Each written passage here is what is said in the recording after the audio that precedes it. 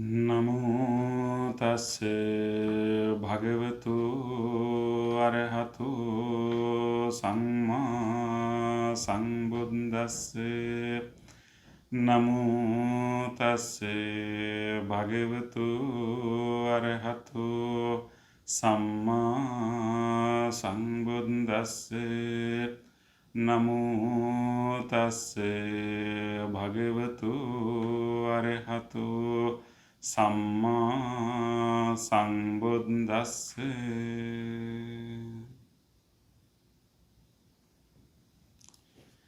Dear friends in the Dhamma, first of all, I would like to wish you a very happy and blissful Vesak.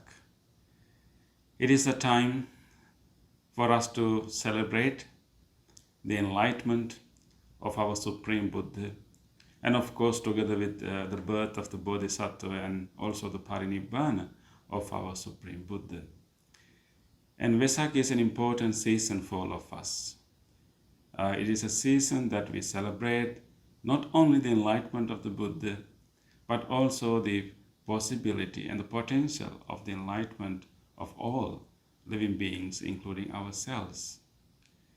And since 2020, we have been facing a lot of challenges and difficulties in our ordinary celebration of Vesak.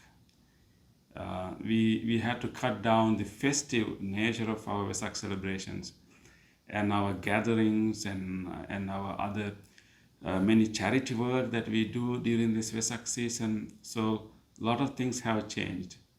But it has also allowed us to pay a little bit more attention to our own spiritual growth and engage in activities that will promote, that will help ourselves to change within and develop more spiritual qualities.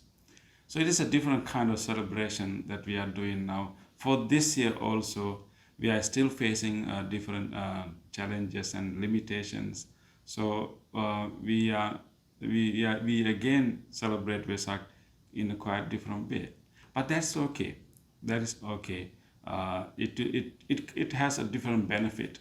That is to pay a little bit more attention to our own inner growth. So I'm glad that I'm able to at least be part of a Vesak program in Nalanda, and I miss visiting Malaysia. I could not come to Malaysia to share the Dhamma with you for about 3 years now.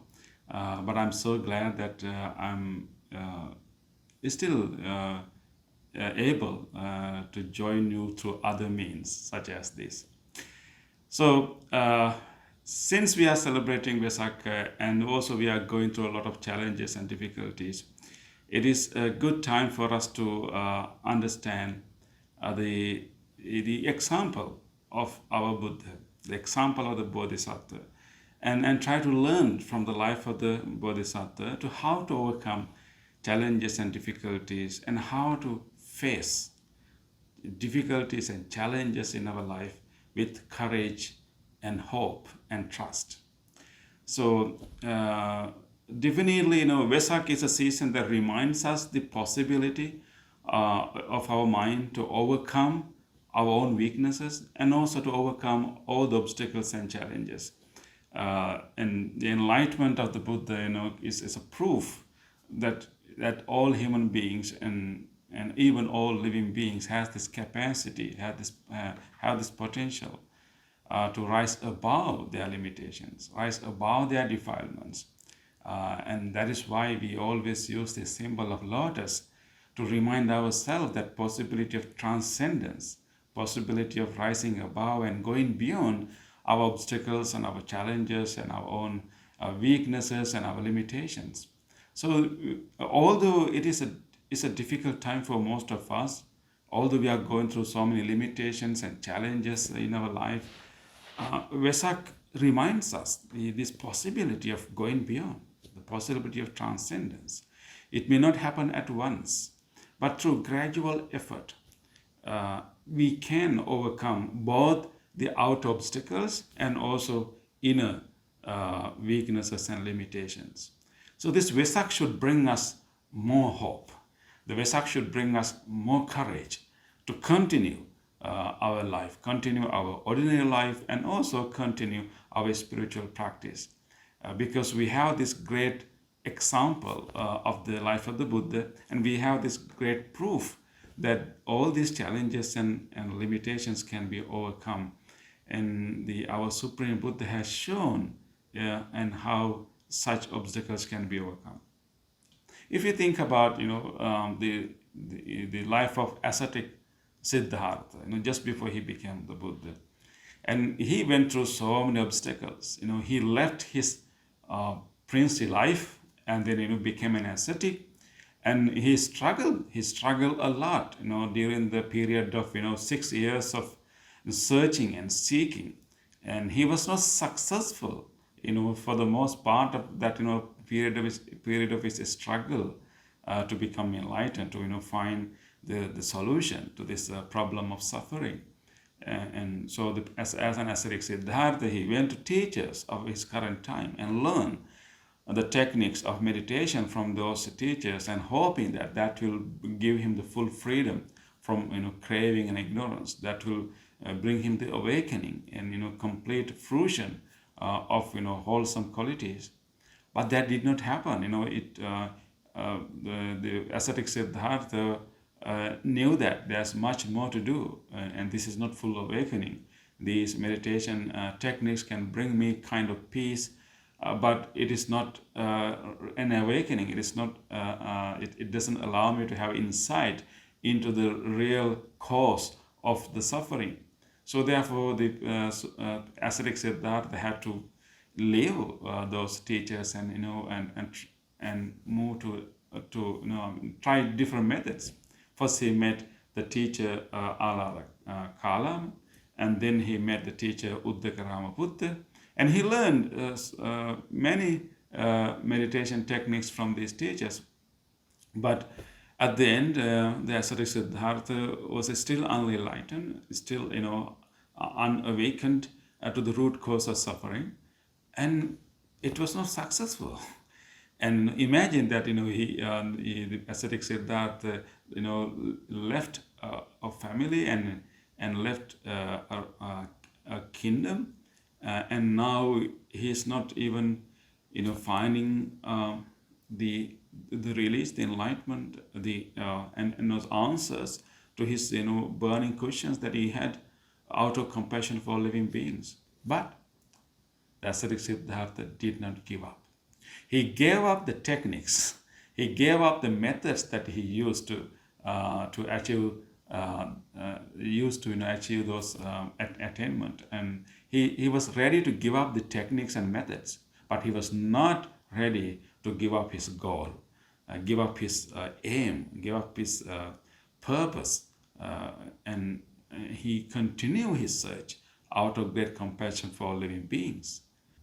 That is how he discovered the middle path, and later he taught as Noble Eightfold Path, in which you take care of the body, take care of the basic needs of the body, and then use the comfort of the body to develop the mind. And not only you calm the mind, but actually use the calm, settled state of the mind to have a discernment, to have use the calmness of the mind to sharpen the awareness, sharpen the wisdom and discernment, and see the root cause of suffering.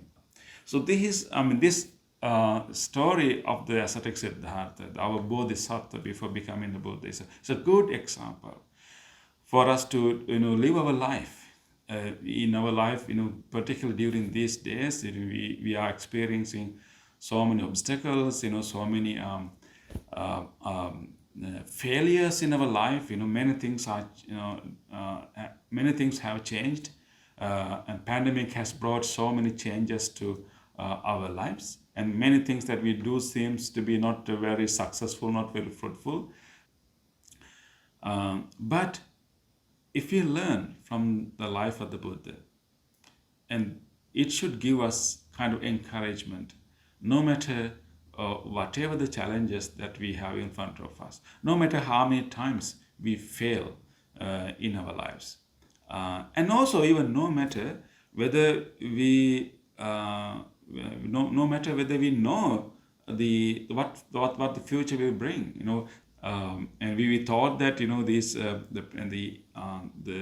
the impact of the pandemic will be over within few years, but now we have this pandemic, we have this global conflicts going on, and there's shortages of important shortages of important needs of the people, and all these obstacles one after the other. So when we do not have any idea when these things are going to end, and we experience anxiety and fear. But if we learn from the life of the Buddha, and Buddha had the courage, but also the Buddha had the trust that these things can be overcome. And human beings have this capacity to rise above these obstacles.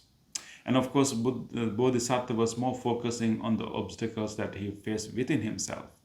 But this trust, that this hope of the human potential, human effort, is a key factor, particularly in the Buddhist tradition.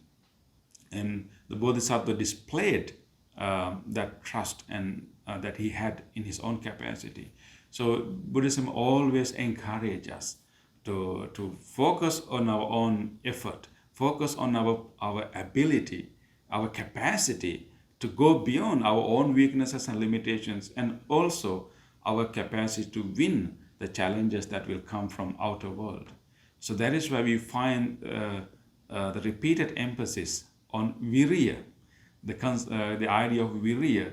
Virya is it's like a vigor, it's like a persistent effort, and it is the energy, the inner energy, inner strength that we all have as a faculty. There's an interesting sutta called Chanki Sutta in the Majjhima Nikaya. There's an interesting description in that sutta about how one will attain the enlightenment, how one will realize the true nature of things. And there are different stages that one will come to the attainment of the realization of the truth. In that discussion, the Brahmin Karpatika, and he asked an important question from the Buddha. He asked, what helped you the most to achieve the realization of the true nature of things, which means the enlightenment? The Buddha's answer was that the most helpful thing most helpful factor for me to attain the enlightenment was effort. He called it padhana, the exertion of energy, using the inner strength, and then or try to go against the inner urges of defilements, and try to win those defilements. And that is the most helpful factor for the Buddha to attain enlightenment. Although we can be weak at times, we can be failed many times in our life, we can be we can be lethargic at times, we may be slack in our spiritual practice at times, but we should never lose our trust in the capacity that we all have to overcome all these weaknesses and all these challenges. And of course, for the practice of the Dhamma, we really need the virya, because we know that the whole spiritual path is also called patisotagami. That means going against the current. Our whole practice is to not to go with the flow, which is easier, but actually go against the flow, go against the current. The current there means our habitual tendencies, and our usual way of doing things, and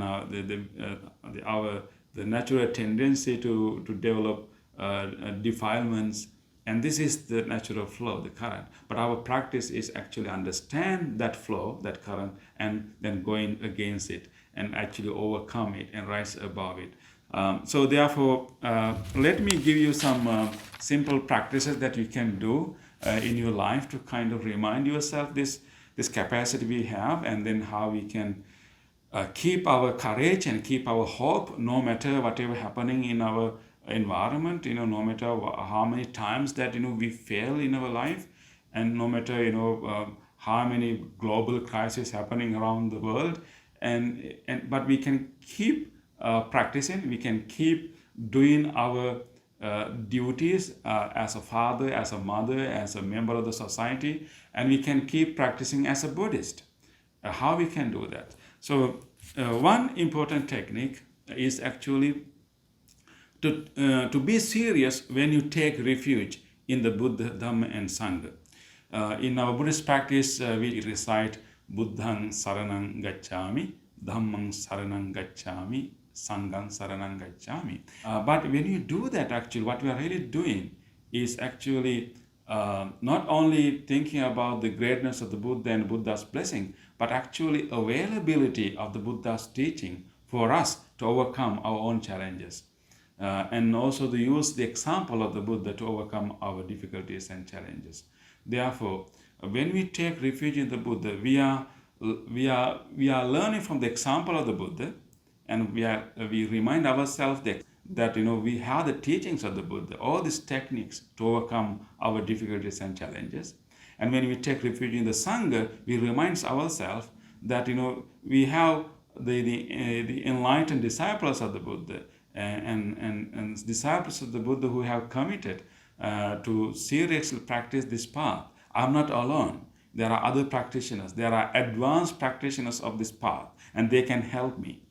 So when you think about this, and when you take refuge, you don't simply chant only. Usually when we chant Buddhang Saranang Gacchami, we simply repeat those words. But contemplate on the meaning and be serious about it. The second technique I like you to suggest is to think and reflect always about the karma, about the karma. When we think about the karma, we only think about the past karma. We think that the past karma influences our present life, which is true. Our past karma influences our present life. But karma is not over yet. Our capacity to do karma is not over yet. Our present karma will influence our future. It's not only our past karma influence our present, but actually our present karma can shape our future. So if you truly believe in the karma, truly deeply understand the karma, we develop this energy. We develop this energy, we develop this positive attitude. Okay, things I have done in the past is influencing my present, but what about future? So I can do it now. We can plant the seeds that will have fruits in future. So we can purposely do things that will change our future. And then instead of always being conditioned by the past karma, we can continue to do good karma right now. And whatever the opportunities available to us, and we can continue to do good karma, be compassionate to everyone, and do whatever little help we can do to others, and then always reflect on the qualities of the Buddha, Dhamma, and Sangha, and engage in a daily practice of chanting and meditation, and engage in helping our neighbors, and do any kinds of charity work available to you, and do all these little practices that will change the future. So we can do it right now, that will change future. So the last one is actually reflect on the impermanence. All the obstacles that we are facing now are also impermanent. So they can be very strong right now. All the challenges and limitations are very powerful right now, but those things will not stay the same. We may be experiencing a lot of limitations now. We may experience a lot of failures now, and we may not have opportunities for us to get together and do a lot of festivals. But all these conditions are not permanent. They are going to change, but we don't know how these things will change. It depends depends on how we act right now. If we act mindfully, if we act responsibly right now, that will change quickly. But reflecting on the impermanence, whenever we are going through obstacles and difficulties and painful situation, just having that idea, okay, this is difficult, this is hard, but this is not permanent. is going to change. Just have that idea, have that belief will release us and help us to be courageous and face this situation with some kind of trust and hope. I would like to add another Buddhist virtue that can help us to stay courageous and hopeful during this difficult time, and that is patience. When you hear the patience, what comes to your mind is waiting. Yes, the patience has that meaning of waiting, but when you deeply look at the Buddhist virtue of patience, it has two elements, particularly when we use the Pali term, which is khanti. It also has this meaning of enduring or bearing the difficulty. So the patience has two elements. On one hand, we are not rushing, we are waiting and not being hurried. But the other important aspect is the ability to bear, endure the hardships. So the real meaning of patience is that we develop this ability, this capacity to bear the difficulty, but at the same time not rushing to react. So that is an important skill that we all can develop. And of course, patience or khanti is a capacity that we all have. But we have this capacity in different levels. Some may have developed this capacity to a large extent, some may not have developed to that extent. But this is an important capacity we can grow and develop and expand. And Buddhist practices are there to help us to improve this capacity. So let's try to understand how we can improve this capacity and use this patience to be successful in this difficult time. Because sometimes people think that patience is always being inactive. You will learn that it is not really being inactive. It's actually being more proactive, not really inactive. So when you focus on this element of endurance and this ability to bear, and this is an important quality because when we encounter a situation that is not favorable to us, that is very challenging, it could be the economic conditions in the world is not favorable, it's challenging, and it may be a situation in our family is challenging, maybe our relationships are not smooth sometimes. So whenever we encounter such obstacle, such difficult situation, the first thing we need to do is first to accept that difficulty and be ready to go through that difficulty, to bear that difficulty. Because if you really want to change any situation, we need to understand that we cannot change any situation quickly. It takes time, it takes effort to change any situation. If you want to change the economic condition of your life, if you want to change any difficult relationship, and if you want to change even, let's say, we don't have enough opportunities to practice the Dhamma. There are so many obstacles, so many difficulties for us to practice the Dhamma. And when you encounter such difficulties and obstacles, we need to understand first that we cannot change those things quickly. So first of all, we need to find a way to first go through this, develop this, this ability to bear these difficulties first. The patience comes from a deeper understanding of the Buddhist principle of causality. If you deeply understand the Buddhist principle of causality or dependent origination, we realize that any situation is a result of causes and conditions. There are main causes, there are supporting conditions for any situation to arise. If you want to change any situation, then we need to look for causes and conditions that gave rise to that situation. Usually, whenever people encounter a difficult situation and challenging situation, things are not happening smoothly, and things didn't happen the way we want, the way we planned. And when these situations arises, and we quickly respond to the situation, we quickly react to the situation. But actually, if you really understand the Buddhist principle of cause, that instead of fighting with the situation, instead of being frustrated with the situation, and we should take a moment to look into causes and conditions that gave rise to that situation. So in order for us to find out the causes and conditions, we need some clarity in our mind. And in order to develop that clarity, we need to develop this ability to bear this harsh comments, this discomfort, this unpleasantness. First, we have to develop this ability to bear it, endure it, and then develop this clarity of the mind to understand what are the causes and conditions that gave this misconception to others, and then we can do something about it. So for us to understand the real causes and conditions for any unpleasant challenging situation, we need some clarity. In order to develop that clarity, we need this attitude of acceptance and this the readiness to bear the difficulty, and that is patience. That is the kanti. That's the kanti, that's patience.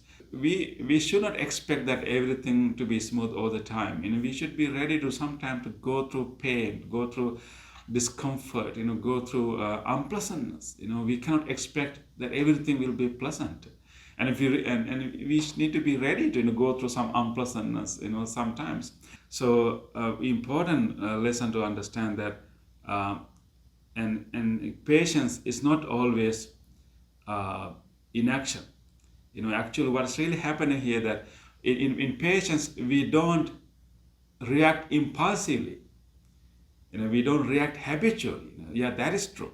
So we don't rush to react. We are not rushing to react, and we are not reacting impulsively or habitually.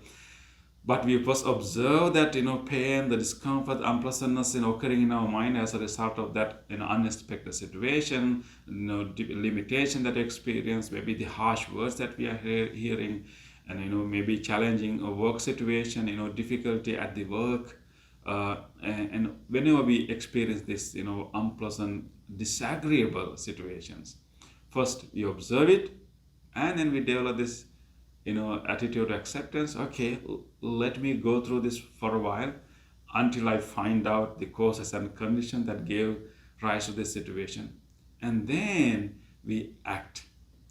We take a moment. We take a moment to observe it and endure it, and then select the best thing to do and best words to say in order to change that situation. So patience is actually not inaction, but actually buying time to act skillfully. And that's the real patience. So when we look at the life of the Buddha, and when we encounter harsh words, and when he encountered limitations or difficult challenges in situations, and definitely he practiced patience, and all the disciples of the Buddha, practiced patience when they were scolded by others, and they were patiently listening to those scolding, and then was ready to endure those unpleasant words and unpleasant situation, and then they act. The Buddha did act.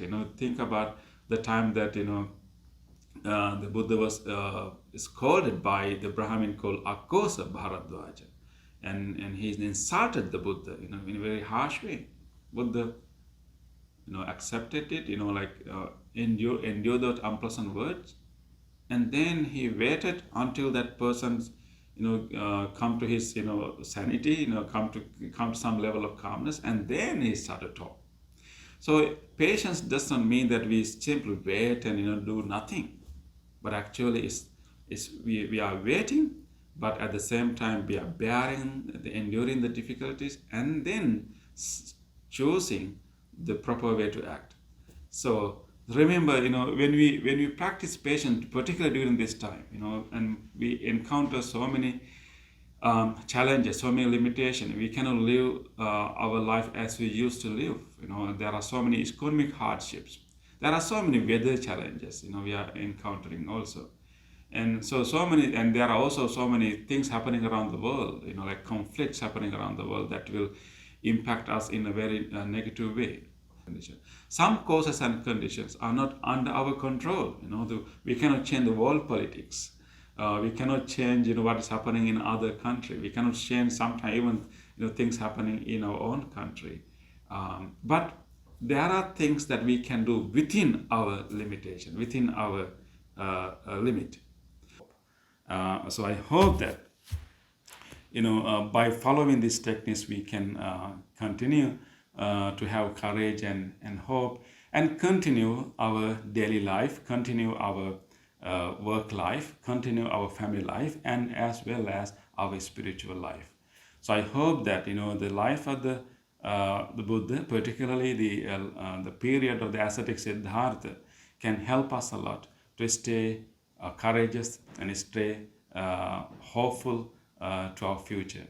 So I hope that you will all learn from the life of the Buddha and continue your spiritual practice and continue your normal life as a good Buddhist. So I will chant for you, wishing you good health, success, and happiness.